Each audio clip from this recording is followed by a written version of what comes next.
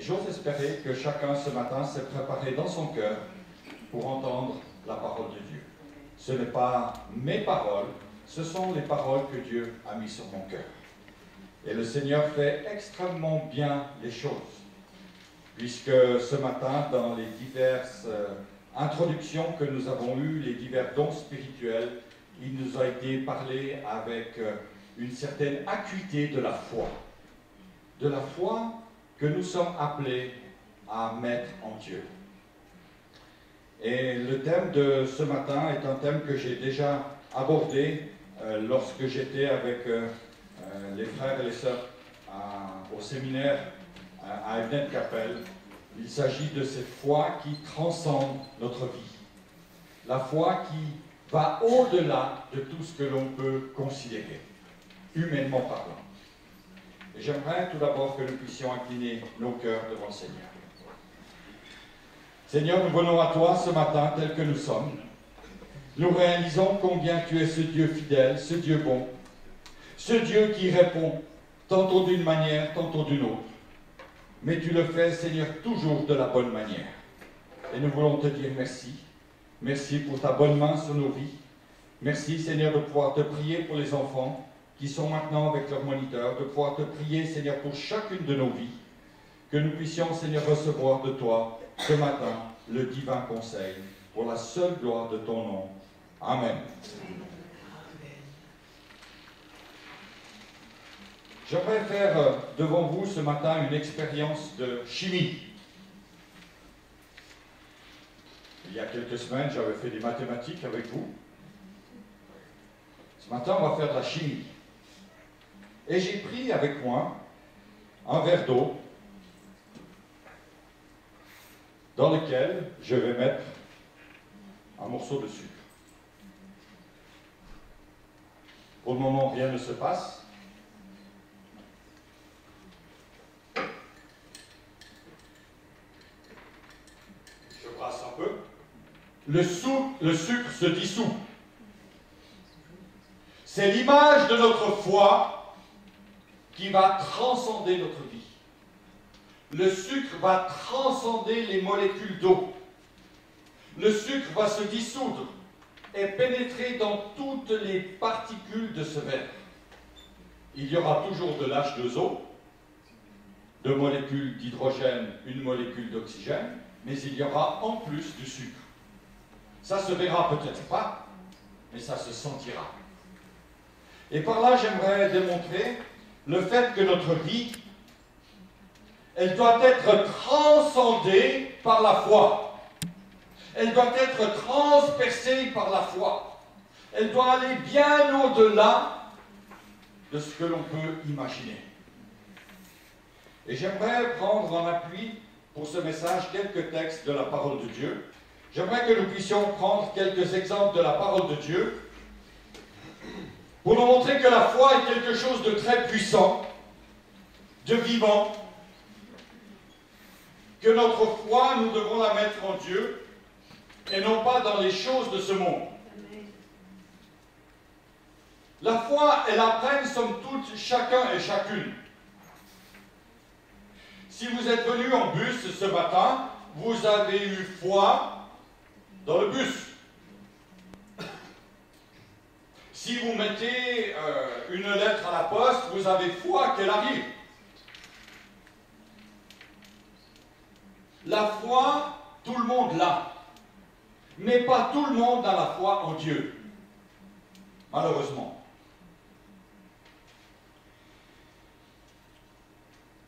La foi qui transcende la vie est bien plus qu'une foi théorique, une foi de religiosité. Et la question n'est pas tellement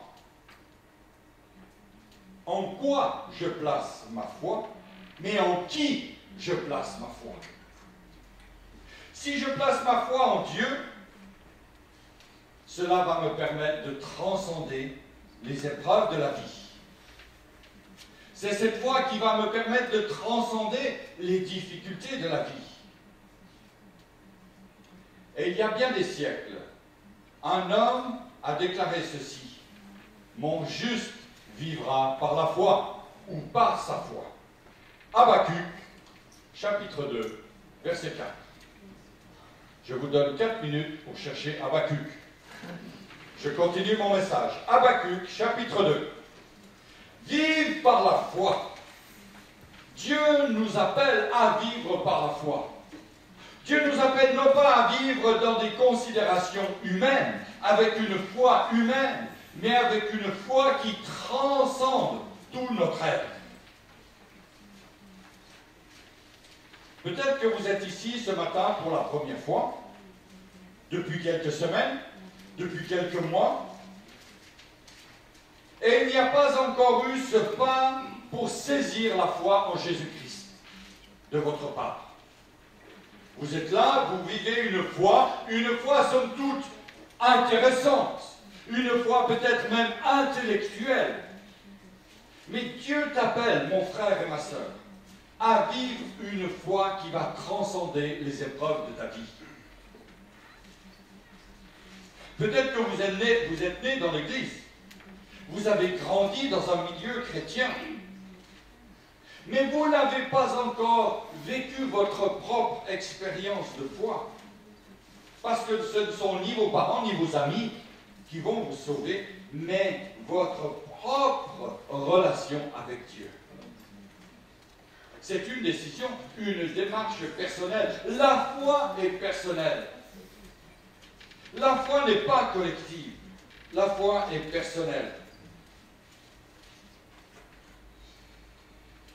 Peut-être que certains d'entre vous qui ont une grande expérience de la foi, une grande expérience chrétienne derrière eux, sont un petit peu perplexes lorsqu'ils entendent cette déclaration « Mon juste vivra par la foi ».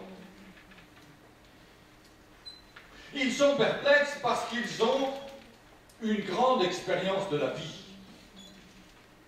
Ils ont compartimenté leur vie chrétienne.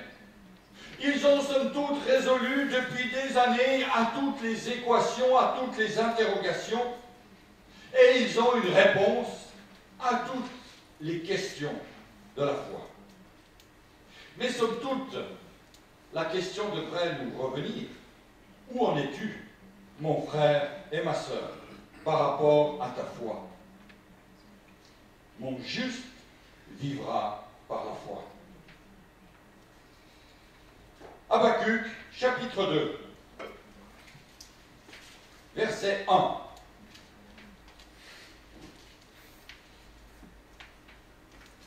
Habakkuk, chapitre 2, verset 1. J'étais à mon poste, dit le prophète, et je me tenais sur la tour. Je veillais pour voir ce que l'Éternel me dirait et ce que je répliquerais après ma plainte. Cet homme de Dieu, est à sa place, comme vous et moi ce matin. Il est à sa place sur la tour de garde. Il est à son poste, il veille. Et il se dit, j'attends ce que Dieu va me dire. Et peut-être que vous êtes vous-même dans cette situation ce matin. J'attends ce que Dieu va me dire. J'attends ce que l'Éternel me dira.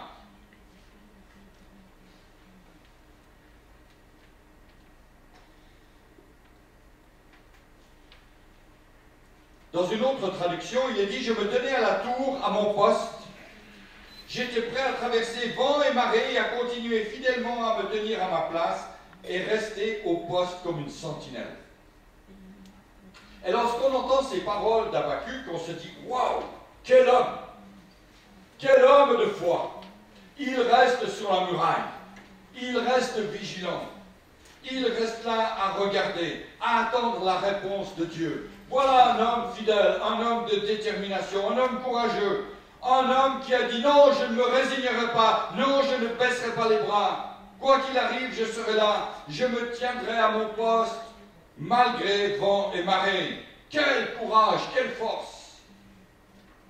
Mais quand on regarde un peu plus attentivement à cet homme, à ce qu'il a dit, on se se rend compte que Dieu va s'adresser somme toute à un homme dont la vie a été meurtrie, dont la vie est blessée par l'incompréhension. Et vous savez, les blessures de l'incompréhension, ce sont les pires blessures. Ce sont des blessures qui font mal. Elles ne sont pas visibles, mais elles blessent notre cœur. Et cet homme était là, blessé par l'incompréhension de tout le monde autour de lui. Il était, somme toute, comme une falaise érodée, rongée par les souffrances et les circonstances. Et si vous regardez dans le même livre du prophète Habakkuk, au chapitre 1er, les versets 1 à 2, ou plutôt 2 et 3, pardon. « Jusqu'à quand, ô Éternel ?» Qui n'a jamais dit cela? Jusqu'à quand, Seigneur, les deuils? Jusqu'à quand les souffrances? Jusqu'à quand les difficultés? J'ai crié et tu n'écoutes pas. J'ai crié vers toi à la violence et tu ne secours pas. Pourquoi me ferais-tu voir l'iniquité et contemples-tu l'injustice? Pourquoi l'oppression et la violence sont-elles devant moi? Il y a des querelles et la discorde s'élève. C'est le constat que fait Habakkuk. Il est découragé. Mais il dit, je veux rester fidèle. Je veux rester à mon poste. Je veux rester là, Seigneur, où tu me mets. Et dans un autre langage, on pourrait dire ceci. Dieu peut me déclarer ce qu'il veut. Dieu peut me dire ce qu'il voudra. Il peut m'inonder de ses promesses. Il peut m'annoncer les plus grandes proclamations d'espoir. Mais quand Dieu me parlera, j'aurai quelque chose à lui dire.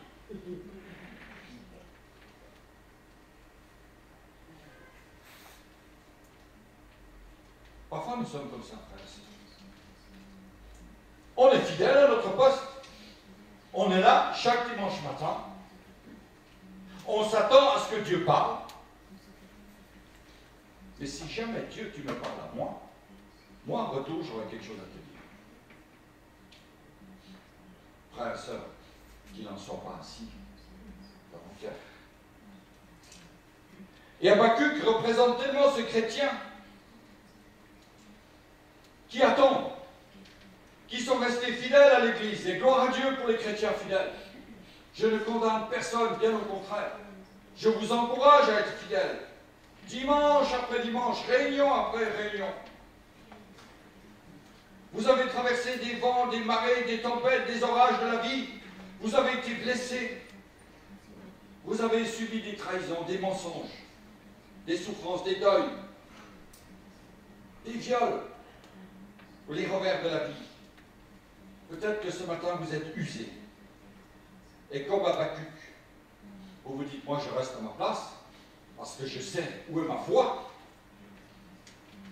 Mais si Dieu, un jour, me parle, je lui dirai quelque chose. Habakkuk semblait être quelqu'un d'inébranlable, mais à l'intérieur, il avait un cri de souffrance. Et beaucoup de personnes aujourd'hui, s'ils avaient la liberté de parler, ils diraient leur souffrance. Trop de choses se sont passées dans ma vie. Je suis fatigué. Je ne peux même pas les exprimer. Je n'ai pas compris le pourquoi. J'ai vécu des souffrances. Jusqu'à aujourd'hui, je me demande encore pourquoi j'ai dû passer par là. Je ne crierai pas Dieu, non, je sais, parce que Dieu existe. Je sais qu'il est là. Je sais qu'il est vivant. Mais je ne pourrai jamais croire au miracle. Le miracle, c'est pour les autres. Je ne pourrai jamais croire à une transformation de ma vie. Je ne pourrai jamais croire que Dieu m'aime.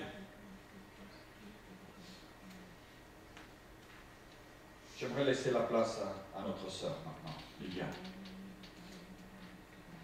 Parce que lorsque nous passons par le temps d'épreuve, viens ma sœur Liliane, approche-toi. Lorsque nous passons par le temps d'épreuve, un des réflexes du chrétien, c'est de prier, c'est d'intercéder, c'est de s'attendre à l'exaucement de la prière. Et puis parfois, Dieu ne répond pas. Parfois, Dieu ne se manifeste pas. Et la guérison n'est pas là. La guérison n'est pas au rendez-vous. Bien au contraire, c'est la mort qui vient au rendez-vous. Et là, on se décourage. On se dit, merde, le miracle, c'est pour les autres. Et j'aimerais ce matin dire que le miracle est toujours possible. Et que l'ennemi essaye toujours de nous voler notre foi. Et une des armes que l'ennemi utilise, c'est la comparaison. Le frère, la sœur a été guérie. Moi pas. Mon enfant pas. Mon mari pas. Et on compare. Et la comparaison détruit la foi. Et c'est pourquoi j'aimerais laisser la place à Liliane, afin qu'elle nous donne ce témoignage pour glorifier le Seigneur. De ce que Dieu a fait dans sa vie, sachant qu'il peut le faire pour chacun et chacune d'entre nous.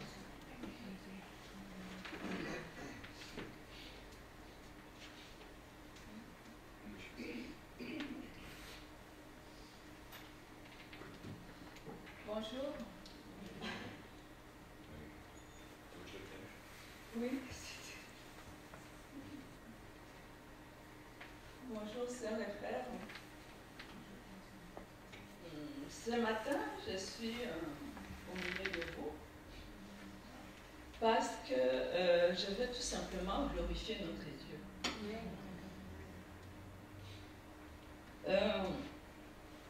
Ce qui m'est arrivé, ça fait plus de 10 ans, 12 ans. Je suis allée, comme on peut le faire chacun de nous, chez le médecin de famille. Une fois l'année, j'ai passé et puis j'ai fait. C'était une femme, elle m'a fait faire des examens. Et puis, quand je suis allée la voir pour les résultats, elle m'a dit, écoutez, j'ai vu quelque chose. C'était en 2000, c'était en, j'ai noté les dates. Ça a commencé en 1998. Je dis quoi? Elle me dit, vous avez l'hépatite C. Vous savez, quand on vous annonce des choses comme ça, j'étais glacée. C'est comme si mon sang était devenu comme des glaçons. Et je me suis dit, je m'ai dit, je n'avais rien à dire, parce que je ne savais pas quoi dire. Et puis, le médecin m'a dit, mais on va surveiller ça. J'ai dit, mais on va faire quoi? On m'a dit, on va tout simplement pour le moment surveiller ça. J'ai dit, d'accord. Je suis rentrée à la maison. Après, la peur, j'avais la peur de voir la peur de mon mari. Et j'avais la peur aussi pour ma famille. Je me disais, comment est-ce que je vais les annoncer ça? Et finalement, j'ai prié, j'ai pu annoncer ça à mon mari. Et je lui ai dit, écoute, c'est quelque chose qu'on ne peut pas faire grand-chose. On ne peut pas s'agiter, on ne peut pas paniquer parce que je n'ai pas envie de me rendre plus malade que ce qu'on vient de m'annoncer. J'ai dit, tout ce que je te demande, c'est que tu ne me demandes plus rien, tu es au courant, mais ne me pose pas des questions parce que je sais que c'est quelqu'un qui est tout le temps, comment ça va, pour un oui, pour un non. Alors, heureusement pour moi, il a accepté, il n'a plus posé de questions. Et en même temps, j'ai cherché un moyen pour aller annoncer ça à mes deux sœurs et à mon frère. Mais je ne voulais pas annoncer ça au téléphone. Je suis allée les voir et j'ai annoncé ça calmement parce que je voulais aussi qu'ils voient mon attitude cette maladie pour qu'ils puissent aussi vraiment ne pas paniquer. Et après, les médecins ont continué à suivre ça de près. Et en 2005, je suis retournée. Et cette fois-ci, le médecin m'a envoyé chez un spécialiste à Annecy. Le spécialiste m'a dit, c'est une activité. Et on va faire tous les examens pour voir si vous allez suivre un traitement. Il faut aller sur Internet pour voir ce que c'est exactement. Je suis allée sur Internet et je me suis équipée. J'ai regardé tout et j'ai appelé le pasteur. C'est à ce moment-là, 2005. J'ai appelé le pasteur Jacques. Je l'ai invité chez moi. On n'était que les deux, mon mari n'était pas là. Je lui ai dit, pasteur, voilà ce qui est arrivé, voilà ce que j'ai. Ce que je te demande, c'est que tu n'en parles à personne. Il m'a dit, tu es sûr? J'ai dit oui.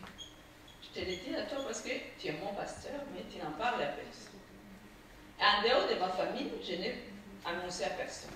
Je l'ai dit à une autre sœur qui est ainsi, une sœur en Christ. Je lui ai dit aussi à Gisèle, n'en parle à personne. Tu es ma sœur en Christ, tu m'aides à la prière. J'ai annoncé à mon pasteur, mais personne d'autre. Elle m'a dit oui, d'accord. Voilà, en 2005, ça passe. Je m'équipe, je regarde sur Internet ce qui se passe, mais j'ai vu que les traitements, si je devrais suivre les traitements, ça allait me rendre plus malade. Avec les conséquences de ces traitements, il paraît même qu'il y en a qui se suicident. J'avais peur de ces traitements. Dieu a fait grâce. Je n'ai pas été obligée de suivre ces traitements. Et ça a continué. À un moment donné, ça s'est calmé. On a pu parler de ça avec les médecins, mais j'ai continué à faire des examens. Et en 2006, mon nouveau médecin m'a dit que c'était en activité vraiment. Je me suis dit, oh là là, j'ai paniqué. Mais j'ai prié. Mais j'ai prié, quand j'ai prié, je demandais au Seigneur de me guérir. Je ne l'ai pas fait plusieurs fois, je n'ai pas insisté. J'ai dit, je n'ai pas envie de parler de ça tout le temps, parce que je voulais oublier. Et le Seigneur m'a donné la capacité de ne plus penser à ça. Je vivais comme si je n'avais rien du tout. Rien du tout. J'ai continué à vivre ma vie vraiment sans penser à l'hépatite C. L'hépatite C, je n'en parlais pas avec mon mari, avec mes soeurs et frères, rien du tout. Et j'ai remercié le Seigneur, j'ai remercié aussi le pasteur parce qu'il ne m'a jamais demandé. Rien. Je lui ai annoncé ça en 2005 et jusqu'aujourd'hui, il ne m'avait plus rien parlé de ça. Jamais me dire comment ça va, rien. Et ça m'a beaucoup aidé. Et quand le médecin m'a dit que c'était maintenant en activité, je me dis, Seigneur, moi je ne peux rien faire. Je ne fais pas de ces traitements et je suis incapable de faire quoi que ce soit. Je te remercie tout simplement parce que ma vie est entretenue. Et à partir de ce moment-là, j'ai commencé tout simplement à proclamer ma guérison. Tout simplement à proclamer ma guérison en Jésus-Christ. C'est tout. Et l'année passée, j'ai commencé à sentir qu'il fallait que je fasse les examens. Et je n'avais pas envie parce que je ne voulais pas qu'on me dise encore c'est en activité plus que... Mais quelque chose me disait, il faut aller chez les médecins, il faut faire les analyses. Je ne suis pas allée, je suis allée en mars cette année. Les médecins m'ont prescrit l'ordonnance pour les examens. Et je suis allée faire les examens en mars. Oui, en mars 2012. Et avec les résultats, je suis restée à la maison. Je ne suis pas allée voir les médecins, je suis restée à la maison. Mais l'assistance était là, il fallait que j'aille voir les médecins, il fallait que j'aille voir les... Je ne savais pas. Finalement, en novembre, là, la mi-novembre, je suis allée voir mon médecin. Je commence à regarder. Oui, il me dit, mais hépatite C négative. Allez,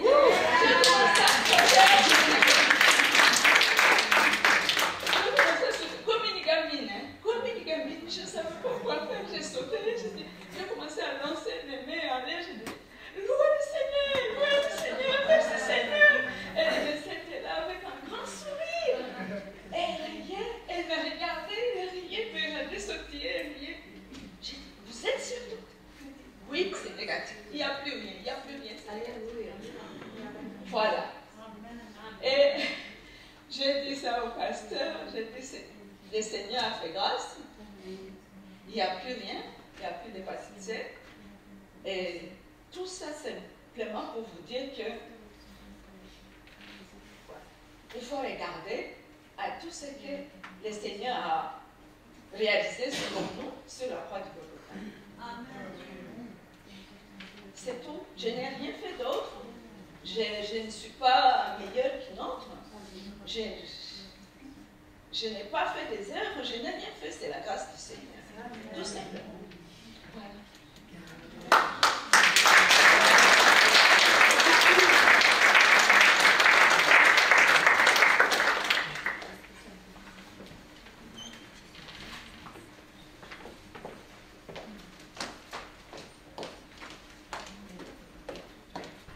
Nous remercions bien sûr le Seigneur pour son œuvre extraordinaire qu'il accomplit dans les vies.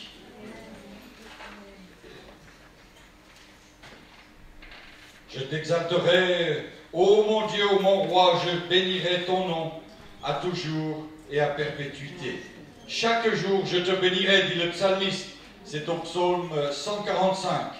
Et je célébrerai ton nom à toujours et à perpétuité. L'Éternel est grand et très digne de louange, et sa grandeur est insondable.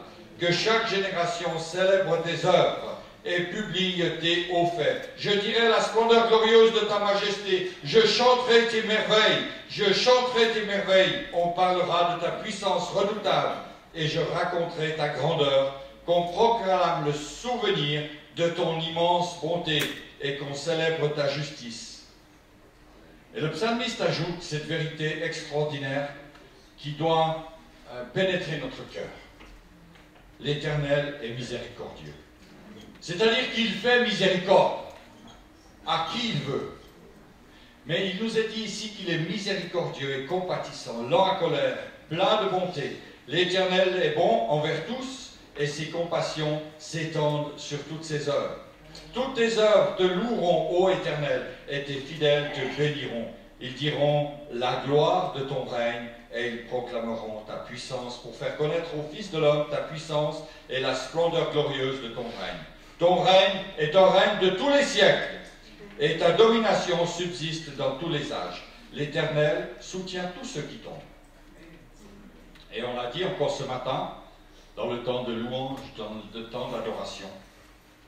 L'Éternel ne nous empêche pas de tomber.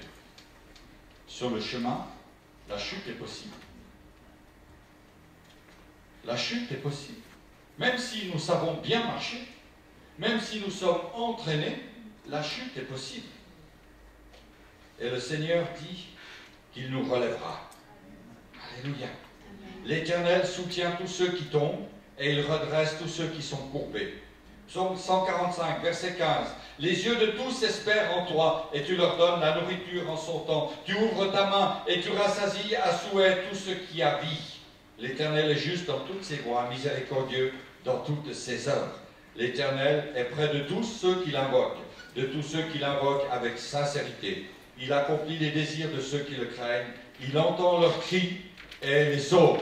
L'Éternel garde tous ceux qui l'aiment et il détruit tous les méchants. Que ma bouche publie la louange de l'Éternel et que toute chair bénisse son saint nom à toujours et à perpétuité. Amen, amen et amen. C'est notre sœur Liliane qui m'a demandé de partager ce psaume avec vous et je le fais avec joie dans la continuité de ce message. Dans notre marche par la foi, je l'ai dit tout à l'heure, la réponse de Dieu n'est pas forcément celle qu'on attend. Liliane a expérimenté la réponse divine et miraculeuse au travers de la guérison. Mais parfois, la réponse de Dieu est tout autre. Et c'est l'interrogation des chrétiens. Pourquoi Dieu me répond-il de la sorte? Parfois, nous sommes interpellés par la manière dont Dieu cible sa réponse, par la manière dont Dieu dirige, somme toute, notre vie. Et je reviens à Habakkuk. Habakkuk qui est sur la muraille. Et je pourrais paraphraser en disant, pour nous tous qui sommes ici, dans l'Église,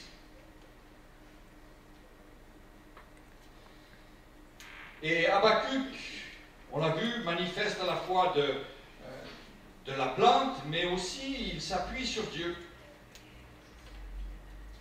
Et Dieu va dire à Habakkuk des paroles extraordinaires. Écris la vision. Grave-la sur des tables afin qu'on les lise couramment. C'est Habakkuk, chapitre 2, verset 2.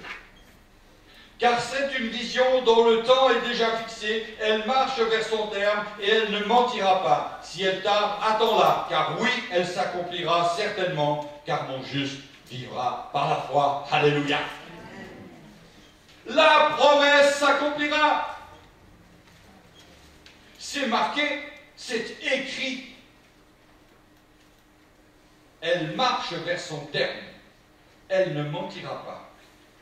Et si elle tarde, c'est-à-dire que si tu dois attendre, et attendre, et attendre, Dieu dit, attends, car cette promesse va s'accomplir, car mon juste vivra par la foi. Oh, alléluia. Alors qu'Habakkuk est prêt à formuler des plaintes à Dieu, alors qu'il est prêt à attendre les réponses de Dieu, l'argumentaire de Dieu, alors qu'il prépare au fond de son cœur les réponses à ce que Dieu pourrait lui dire, alors qu'il repasse dans sa tête les souvenirs de son vécu, Dieu répond seulement, mon juste vivra par la foi. Et s'il y a une parole que vous devez retenir, que nous devons retenir aujourd'hui, frères et sœurs, c'est celle-ci. Mon juste vivra par la foi. Cette foi qui transcende la vie.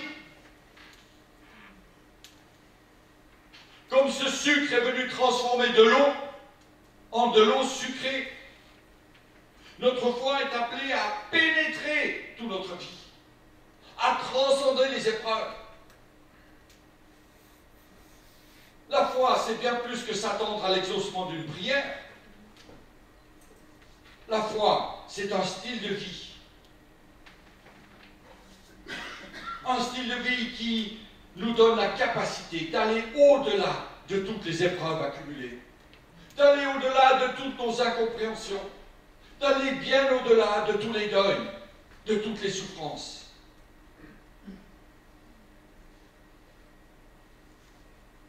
Ésaïe 43, verset 18 nous dit « Ne t'accroche pas à ce qui s'est passé. Ne sois pas paralysé par ce qui t'est arrivé. Voici, je désire faire une chose nouvelle qui est sur le point d'arriver. Ne la connaîtrais-tu pas ?» Je répète ces paroles que Dieu adresse à Isaïe et qu'il nous adresse. Notez la référence. Écrivez-la en grand chez vous. Ésaïe 43, verset 18 et verset 19. Ne t'accroche pas à ce qui s'est passé. Ne sois pas paralysé par ce qui t'est arrivé. Voici, je désire faire une chose nouvelle qui est sur le point d'arriver. Ne la connaîtrais-tu pas? Alléluia. La foi, c'est un style de vie, mes frères et sœurs. La foi doit transcender notre vie. Ne regarde pas en arrière. J'ai quelque chose de nouveau pour toi, dit Dieu. Marche par la foi. Avance avec confiance.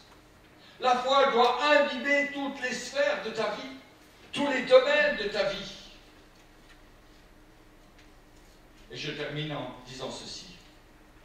Je termine pour aujourd'hui, car le sujet est loin d'être épuisé. La foi implique deux choses dont il faut que tu sois conscient.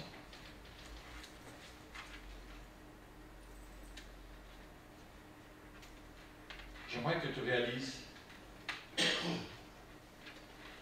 le contexte dans lequel tu es, le contexte dans lequel tu vis, le contexte de notre monde.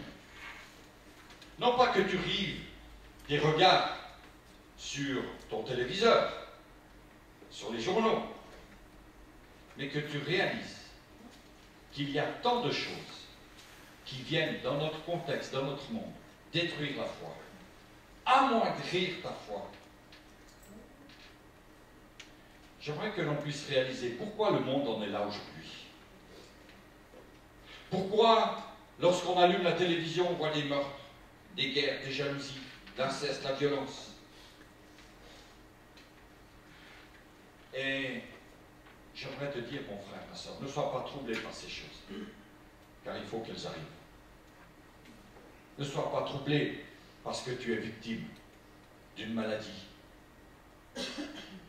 parce qu'il y a un deuil près de toi. Ne sois pas troublé par ces choses.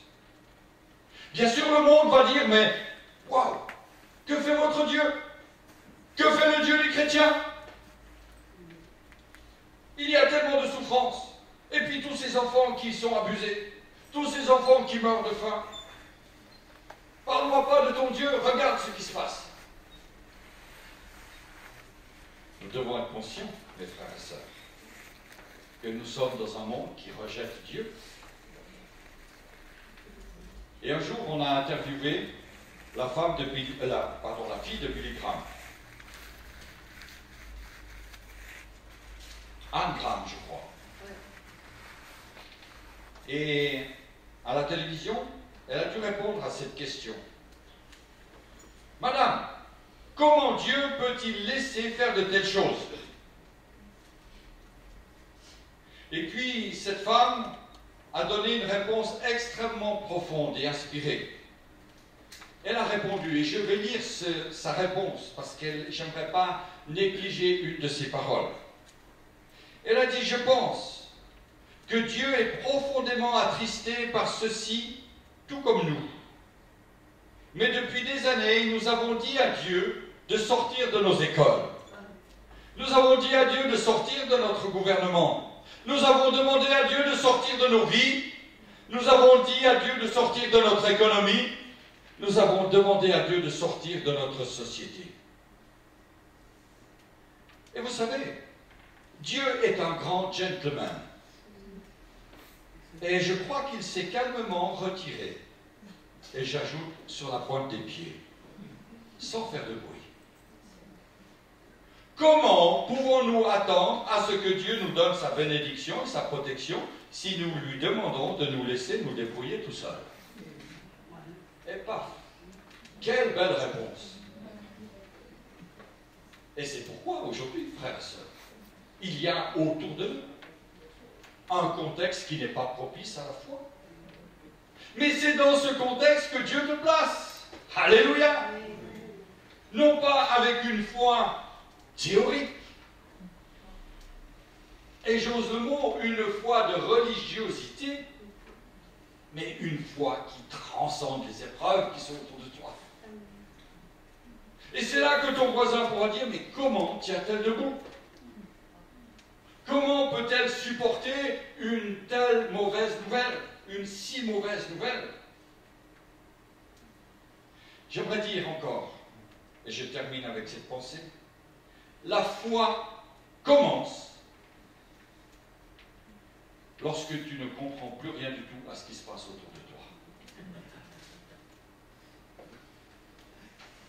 La foi sert à s'élever au-dessus de toutes les incompréhensions, de tout ce qui pourra jamais s'expliquer. Et il y a des choses que tu ne pourras jamais expliquer. Un chimiste va expliquer pourquoi et comment le sucre s'est dissous dans l'eau. C'est son métier. Il a fait des études. Ça s'explique. Il y a des règles de chimie. Mais la foi n'a pas de règles. Amen. Si ce n'est celle de Dieu, le juste vivra par la foi. Amen. Et la foi, elle te fait vivre, mon frère, ma soeur. La foi, elle te fait vivre. N'est-ce pas, Normand? Amen. N'est-ce pas, ma soeur Maria? Alléluia. Nous avons des frères et des sœurs qui passent par l'épreuve. Notre sœur Rita, notre frère Serge, notre frère Yéva,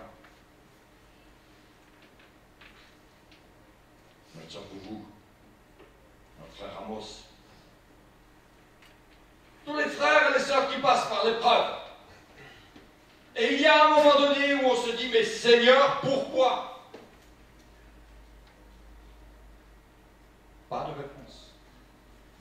La seule chose que l'on peut dire, le juste vivra par la foi. Alléluia. Alléluia. Ne cherchons pas midi à 14 h. Ne cherchons pas. Vous savez, il y a des gens qui veulent tout expliquer. Si tu es malade, c'est qu'il y a un péché dans ta vie. Mensonge. Ou vérité. Peut-être. Mais ce n'est pas à nous de le dire. Il n'y a pas de relation de cause à effet directe. Parfois, bien sûr, nos vies dysfonctionnelles peuvent conduire à certaines maladies. Mais Dieu n'est pas celui qui est venu pour détruire. Il est venu pour sauver. Il est venu pour délivrer. Et s'il y a une épreuve aujourd'hui dans ta vie, sache que le Seigneur est là, auprès de toi. Et qu'il soutient, et qu'il te dit, mon juste, toi mon enfant, tu vivras. Tu vivras. Tu ne mourras pas. Tu vivras, mais tu vivras par la foi. Alléluia. On incline nos cœurs. Seigneur, devant toi, ce matin, nous voulons nous tenir et te dire merci, Seigneur, pour ce que tu as fait pour Liliane. Merci, Seigneur, de ce que tu as fait pour Macha. Merci, Seigneur, de ce que tu as fait, Seigneur, pour tant de frères, tant de sœurs qui ont passé par l'épreuve et dont, Seigneur, l'issue n'a pas forcément été celle que nous souhaitions. Mais nous savons, Seigneur, que tu es celui qui a parlé.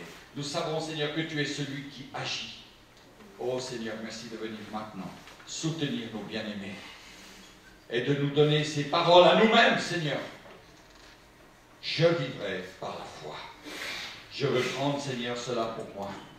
Et je veux, Seigneur, ce matin te prier pour tous ceux et toutes celles qui désirent, avec moi, bénir le Seigneur pour la vie qu'il nous donne. Je vais faire cet appel ce matin et j'ose espérer que tout le monde pourra lever la main. Nous voulons te dire, Seigneur, oui, nous voulons vivre par la foi. Est-ce que vous êtes prêts à lever la main devant le Seigneur et à dire, Seigneur, oui, je veux vivre par la foi. Quoi qu'il arrive, Seigneur, je veux me tenir devant toi. Quoi qu'il arrive, Seigneur, je sais que tu es vivant.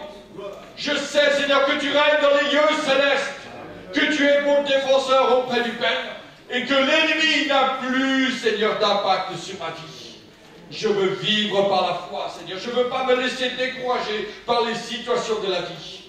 Mais je veux, Seigneur, te dire merci. Merci pour la vie que tu me donnes.